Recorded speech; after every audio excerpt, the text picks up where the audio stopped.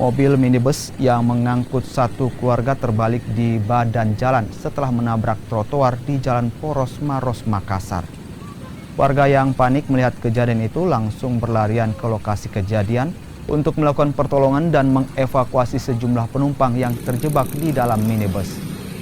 Beruntung tidak ada korban jiwa dalam peristiwa ini, namun 2 dari 5 orang penumpang termasuk sopir terpaksa dilarikan ke puskesmas terdekat untuk mendapatkan pertolongan medis.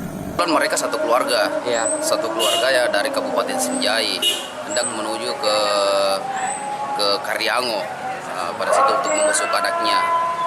Mungkin kemungkinan mereka mengantuk karena dia keluar dari rumahnya itu habis sholat subuhan, mengantuk dan mengejar waktu juga sehingga oleng dan menabrak beda jalan sehingga terbalik. Alhamdulillah untuk penumpang cuma ada 2 luka, alhamdulillah cuma luka ringan dan kesadaran alhamdulillah baik semua.